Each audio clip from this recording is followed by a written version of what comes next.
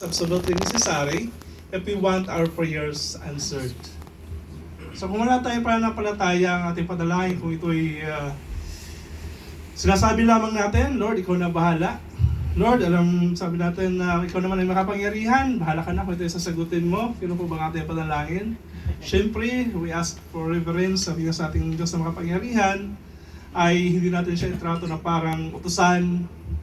At banggitin natin ang ating panalangin. Sabi nga, with fear and trembling sa Panginoon, may pagpakumbaba at pananampalataya na dinirig niya ang ating mga panalangin.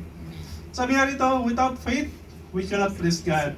In Hebrews 11:6, ano po ba? Sabi nga dito, for who come to Him must believe that He is, and that He is the rewarder of those who diligently seek Him. Amen. So, kung lalapit tayo sa Panginoon, alam natin, na anumang hingin natin, sabi nga, who deliberately seek Him, kung sino nagsisik sa Panginoon, wholeheartedly, sabi nga, ay mararanasan natin ang Panginoon. Iringin natin panalangin sapagkat siya ang nagbibigay sa mga humahanap sa Kanya. Amen. But we need faith in asking God, in requesting our petitions to God. Kailangan natin ng matatag na pananampalataya. Amen. Ang sabi rin po dito, all things are possible to those who believe. In Mark 9:23. May po ba? Amen. Sabi nga doon sa pinagaling niya, sa tatay ng may sakit na ito, kaya mo ba siyang pagalingin? Sabi ng Panginoon, kung may magagawa ko, ang lahat ay posible sa taong may pananampalataya. Lagi natin sasabi yung Mark 9:24. Ano po ba ang nandoon? Whatever you ask in my name, believe it, and it shall be given unto you. May po ba? Amen. So, kailangan laging mayroong pananampalataya. Anything is possible sa lahat ng may pananampalataya. Ano bang hingin natin? Anything is possible. Lastly, sabi rito, prayer can move mountains po yan. Amen. Prayer can move mountains. Sabi nga doon, if you have a faith like a mustard seed, magagawa mong tanggalin ang bundok na ito, may lipat sa dagat. Ibig sabihin ng mga bundok na yun, yung mga problema natin sa buhay, malaking struggle natin na dapat nating malampasan. So kailangan natin ng kahit nakakunting pananampalataya lang, sabi ng Panginoon, gaya ng mustard seed, kailangan mayroon tayo noon. May po ba? Amen. At kung naalala nyo pag nagpapagaling ng Panginoon Jesus, ano po ba sinasabi niya sa taong may sakit? Nananampalataya ka ba nagagaling ka? Do you have faith that you will be healed? Kasi sinabi ng masakit, yes, may pananampalataya ako. Sabi ng Panginoon Jesus, pinagaling ka ng iyong pananampalataya. May natutunan po ba tayo? Amen. Amen. So tayo na pupunta sa wavering faith. Ano po ba yung wavering faith? Sabi rito, wavering or double-minded is indications of doubt or unbelief, a thinking that God cannot do such asking or petition. So kapag may pagdududa tayo sa ating mga pinapanalangin, hindi ito kaya ni Panginoon, hindi ito kaya ni Lord, masyadong mabigat ata ang hinihiling ko, masyado atang hindi materialistic, meron ba hindi kaya ang Panginoon? No, Sabi nga niya, is there too hard for the Lord? Sabi niya sa kanyang mga disipulo. So kung tanda natin si Abraham, ano po ba ang sinabi ng Abraham sa kanya? Ang Panginoon, na umalis ka sa iyong angkan, pumunta ka sa bayan na ipapakita ko sa iyo. Si Abraham hindi niya alam ang kanyang pupuntahan, pero dahil sinabi ng Panginoon na napalataya siya, at siya ay sumunod. Kapag sinabi ng Diyos, paniwalaan po natin yan. Hindi po ba? Amen. Wavering faith means no root or good foundation that is easily swayed and tossed by the winds. Sa ating verse kanina. So, kapag ikaw ay madaling masway ng hangin o may toss, may tapon, ibig sabihin wala kang root or matibay na pundasyon ng iyong pananampalataya. Gaano ba natin kakilala si Lord? How much? Meron pa ba? Ibang lahi, sorry. Nakatingin dito. Sorry, Brother Matthew. So, Inglesin natin. Inglesin pala, no? From the top. Start from the top. Amen. So, Brother Matthew, you can read, no? And you can understand. Okay. So, it's alright. So, wavering faith means no root or good foundation that is easily swayed and tossed by the wind. Huwag po tayong kagaya ng mga, Ano ba yung nililipad sa mga bukid? Yung mga pollen, sa mga bata, laruan pa namin, yung ginagano sa bunganga. Yung madaling hanginin, madaling maihip ng hangin. Oh. Yung mga isip to git ba? So wag po tayong mga ganon. Dapat matibay ang ating pundasyon, matibay ang pagkakilala natin sa Panginoon, natutuwang kanyang mga pangako na kapag i-declare natin ito, it will come true. Amen po ba? Amen. Wag po tayong magdududa. Wag po tayong, hindi kaya yon. Pag sinabi ng kapatid nung kilala mo, ano ba pinanalangin mo? Ganito, ganyan, hindi yan kakayanin. Hindi yan, sige na nga. Isusunod ko na lang ulit sa susunod. Hihinaan ko na yung aking prayer. Pabawasan ko na, imbes na 1,500 na lang yung salary increase. Baka hindi bigay ni Lord. So, wag po tayong ganun. Dapat matibay ang ating faith, malalim ang ating pagkilala sa Panginoon, that whatever we ask, if we have faith, He can give it to us.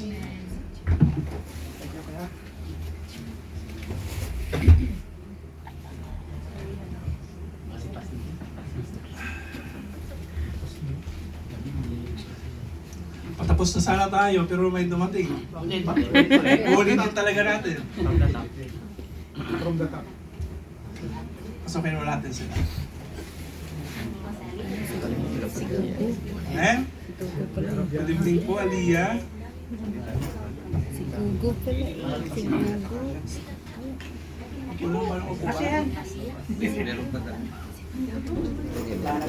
Sa divided, hindi po yung hiya, tayo yung mananampalataya, he or she has a divided heart, always pulled in two directions and one settled in his thoughts.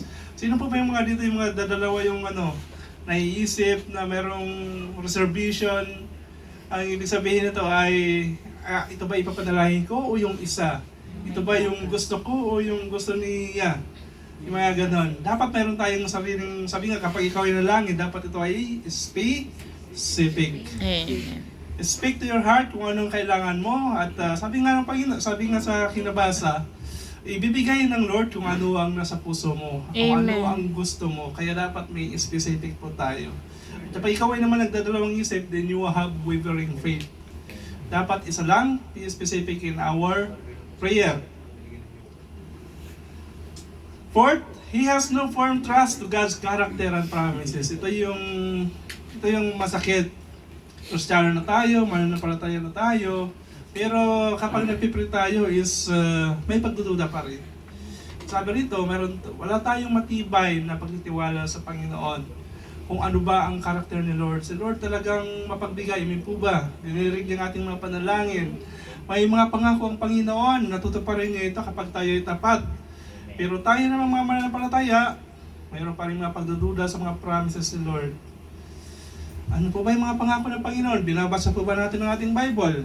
Kapag sabi nga, sabi ko nga, kapag ikaw ay nanalangin, ang pinakamabisang panalangin is if you declare the promises of the Amen. Lord. Amen. Sapagkat hindi pa sisinungalingan ng Panginoon yan. Amen. Tapat ang Diyos, wag ba nakasulat sa Biblia is faithful. Sabi nga, ang salita ko ay hindi babalik sa akin ng walang kabuluhan. Meron itong patutunguhan.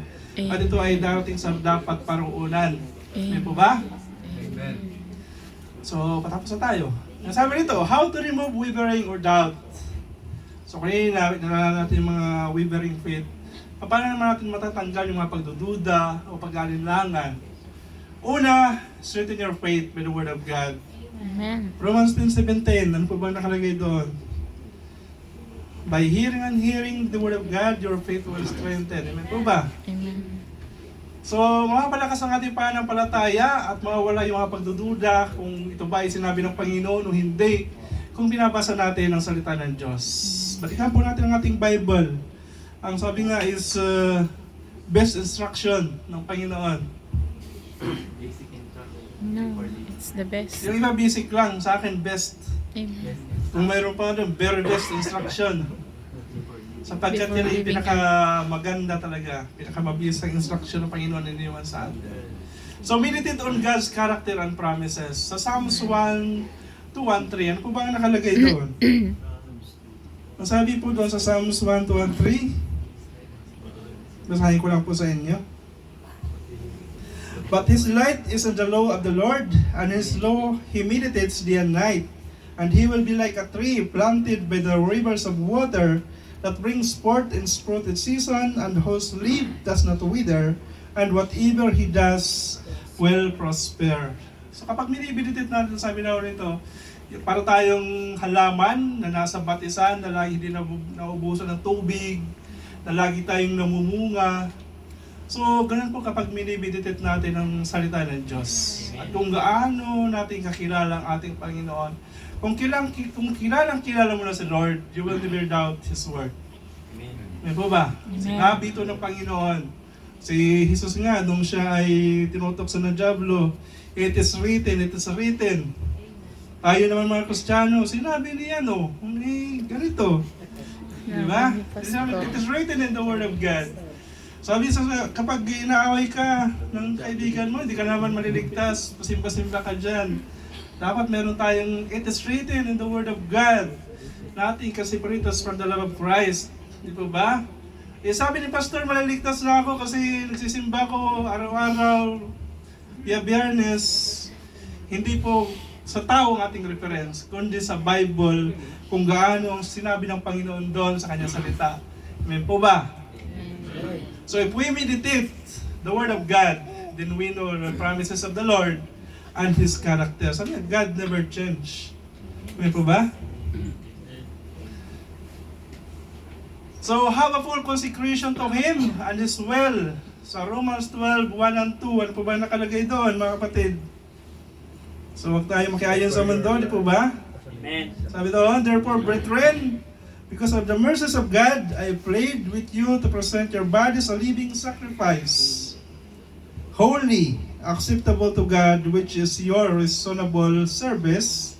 And second, and do not be conformed to this world, but be transformed by the renewing of your mind, so that you may prove what is that good and acceptable and perfect will of God. So, sabi nga sa ating pag-aaral, kung anong mabuti, kung anong kalugod-lugod sa Panginoon, ito ay kalooban ng Diyos. At dapat basahin natin ang kanyang will. In His Word of God pa rin. At huwag tayong makikiayon sa mundo. Amen. Sabi nga doon, kapag ikaw pa nakikiayon sa mundo, then kalabang ka ng Panginoon. Sapagkat ibang ginagawa mo sa kapakalooban ng Diyos. Those who love the Word is the enemy of God. Sino po ba rito nahikayan pa sa mundo? Sino pa dito yung makikipagdiskuhan? Sino pa dito yung wala sa gawain? Sapagkat ibang ginagawa? Ano po ba?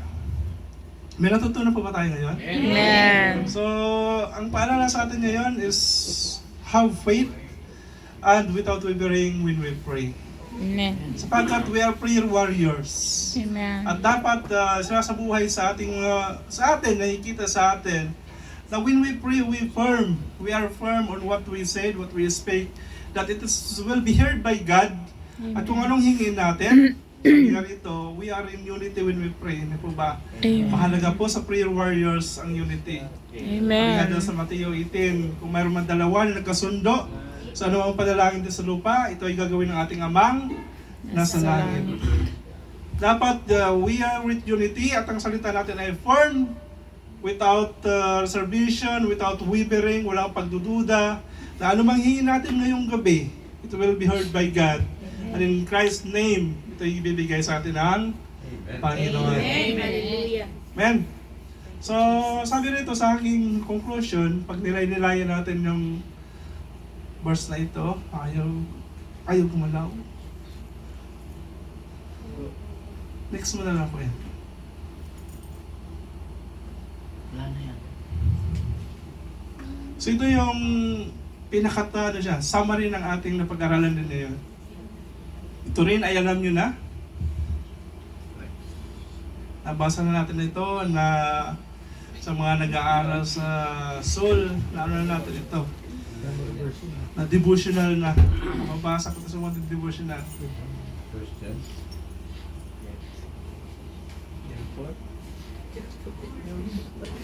Nawala yung last na, conclusion. Ayaw mag-conclusion. From the top. Parang nung sa umulit.